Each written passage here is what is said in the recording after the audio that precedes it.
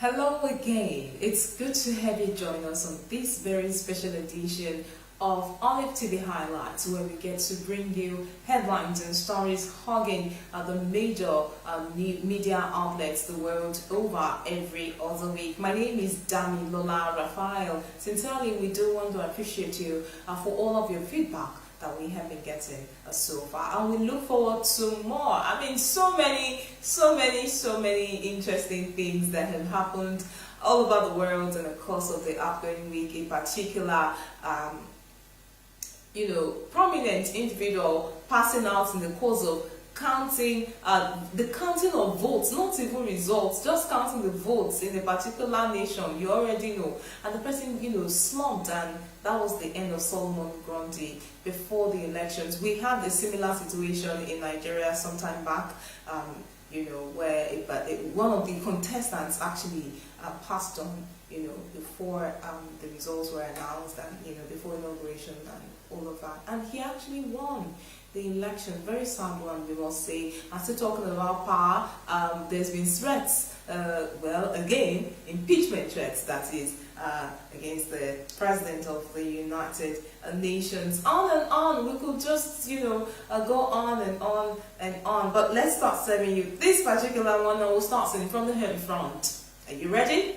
Let's hit the ball rolling at this time. The federal government has said that it has acquired an amplitude modulation radio broadcast license to reach herdsmen across various locations in the country as part of measures to enhance nomadic education. Minister of Education Adamu stated this in Abuja during an interview with newsmen, adding that the establishment of the radio frequency was to end the perennial farmers-herders clashes in the country. The minister noted that the radio service would air in Fulani language, as government believed the radio medium was one of the viable means to reach the herdsmen. The Executive Secretary, National Commission for Nomadic Education, Professor Bashir Usman, said Hausa broadcasters had been contacted to develop programs that would add impetus to the Commission's effort towards mass education of the target group. If you're from Nigeria and you're kind of used to some of our things right here, once you are addicted to always listening to sound, audio, they will call you Malam, because Malams are known, Hausa people generally are known to always have their radio about them. But this is really going to be a big one, because one FM, we need to understand, one band, really, one radio that will be able to cut across. Is it going to be like a network you set up, or is it that you will be shooting beyond bandwidth? Is it going to be just one frequency modulation that will be cutting across the whole of Nigeria? These are some of the things we need to look into. There have been sparks, really. People have reacted. Some people felt it's not so good. Why should it always focus on, this group of people? Why not every Nigerian? Why must it be this? Why must it be that? But we believe, really, that whoever is coming up with this idea, we should get more facts from them. But however it is, drop your comments. We'd like to hear your opinion on this particular one. And now the presidential candidate of the People's Democratic Party, Atiku Abubakar, on Thursday raised an alarm over an alleged plan by some people to cause crisis in parts of the country and accused him of being responsible for the skirmishes. He said the plan being planned by unscrupulous and anti-democratic elements for coming weeks was aimed at smearing his personality. Atiku made the allegation in a statement made available to journalists in Abuja by his media advisor Paul Ibe. He said the strategy was for some people to be apprehended for causing skirmishes and be made to mention Atiku and some members of the People's Democratic Party as their sponsors. The former vice president also called for the arrest of the Minister of Information and Culture, Alhaji Lai Mohammed, for his unsubstantiated allegations against him. Some PDP stalwarts have actually said the same thing was done to outgoing Senate President Dr. Bukola Saraki, and saying they're planning this, same ill for the PDP presidential candidate. And what with May 29th inauguration coming up, I mean, we are going to be having our President, Mr. President Muhammadu Buhari, being sworn in for second term as President of Nigeria. Could it be that there is just some form of apprehension? Could these allegations be true, or are they just unfounded? Now, talking about security, President Muhammadu Buhari had on Thursday now confirmed the appointment of Muhammad Adamu as the Inspector General of Police. Adamu's appointment was confirmed at the Police Council meeting, which held at the State House. Buhari had on January 15th appointed Adamu as acting IGP following the statutory retirement of Ibrahim Idris, the former IGP. There were issues about birthday or no birthday. Last, the man Ashari, he has retired. Okay, so we have a new person, and now he's been, full swing. Your IG, you should, just swing into action and begin to work. And of course, it was Kayode Fayemi who made that particular announcement at first to newsmen after that particular confirmation. Okay, let's see this one right here. Well, still talking about Kayode Fayemi. Now if you are going to pray, please be knowing the kind of prayer that you will be praying. He was just governor last year, and now he is the chairman of the Nigerian Governors Forum.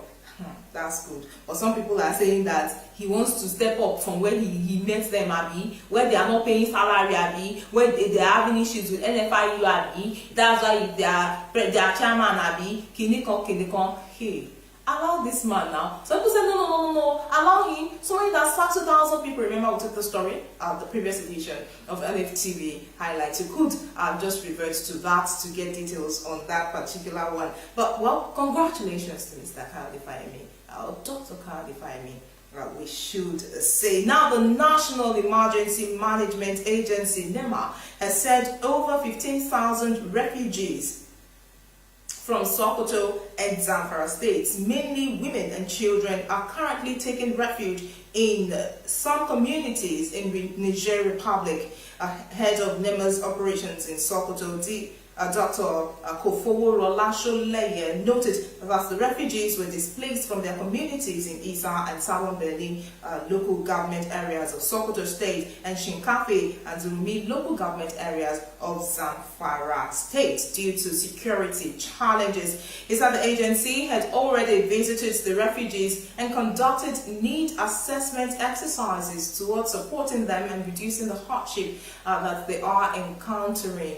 I mean, our prayers are really with these people, and we do hope that this exercise is fruitful and not just futile, as it were. I mean, you having to travel, maybe as a core member, remembering just 3 weeks on camp, and a lot of people fell ill, seriously, on camp. Some people even had to just be taken back to their houses away from camp. Maybe you're relocating to a new environment, okay, you're going to get a job, and then not now see, these people slept in their houses, they never had plans of leaving. Well, as of the time there was crisis in Zamfara and Sokoto, and having to relocate, and then of course they don't spend naira in Niger, and even if they did, where would they have said they wanted to go and start packing their monies from to go to Niger? And so seriously, we do hope that this particular matter is being looked into, and it is fruitful, as we said earlier on. Let's move over now to Rivers State. Gunmen on Wednesday night killed and beheaded a middle-aged businessman simply identified as Chima. It was gathered that the victim was shot and killed before he was beheaded by his assailant in the presence of his wife at Rumekini community in Ibio Akwa local government area of Rivers State. An eyewitness stated that the incident happened around 11 p.m, adding that the killers put up the victim's power-generating set as a ploy to lure him out of his house. It was gathered that the victim came out to check why his generator suddenly went off, but was accosted by the gunmen who shot, killed, and beheaded him. Wow. this is like scripture now. That good book that talked about the enemy coming to steal, to kill, and to destroy.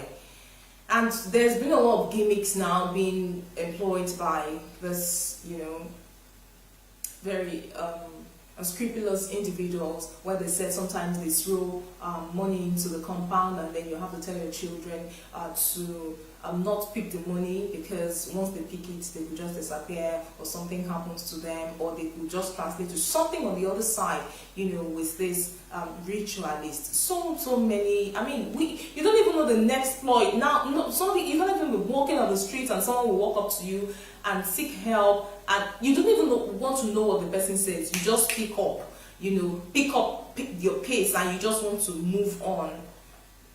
When did you get to this place? And even if we did find ourselves here, we can always move, because we are not trees. And it begins with you, it begins with me. Alright, let's talk about jobs at this time. The Nigerian National Petroleum Corporation has fixed Saturday, June 1, 2019 as the date for the aptitude test the shortlisted candidates must undergo, being part of the recruitment process. In a series of tweets via its verified Twitter handle on Thursday, the corporation said the recruitment exercise has entered its third phase. NNPC stated that shortlisting of candidates for the exercise had been completed, and that shortlisted candidates have been scheduled to sit for computer-based tests on Saturday, 1st June 2019 across the country. It added that the CBT would be administered in about 50 centers across the country, saying those who emerge successful in the test will subsequently be invited for oral interviews for final selection. So help us God with this one, and we hope all of the drama that followed JAM, well, we're sorry, but we do have to mention JAM, would not also follow this particular one. And we hope indeed as well that the people who deserve to be given this jobs would really be given the jobs that they deserve, not like they shall do it to fulfill righteousness. We already have our candidates. Remember, a better world begins with you, begins with me, and we'll do it. Okay, House of Representatives has recommended that 16 commercial banks be penalized for not remitting 1.6 billion naira stamp duties into the Federation account.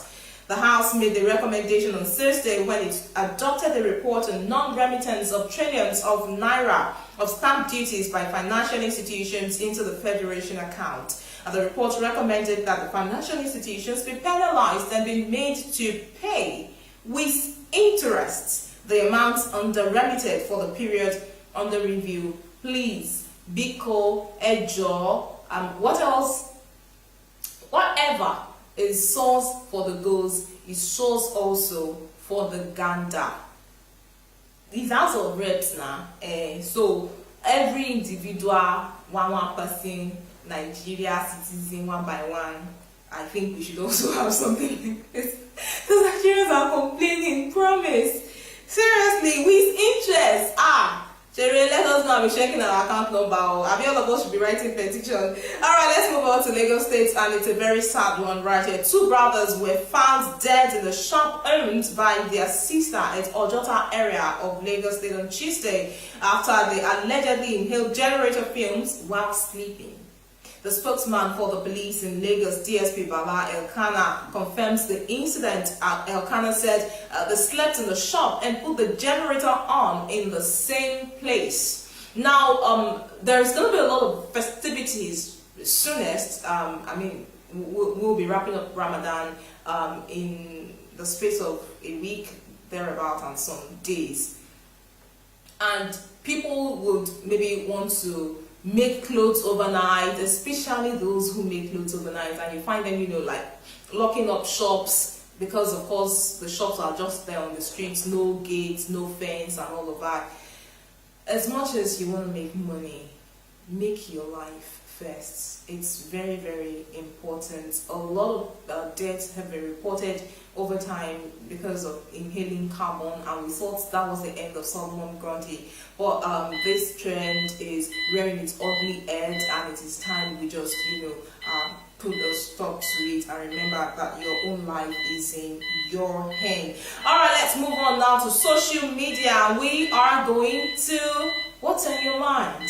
Facebook. Now on Thursday, Facebook said it recently disabled billions of bogus accounts set up by bad actors and that 5% of active accounts is likely fakes.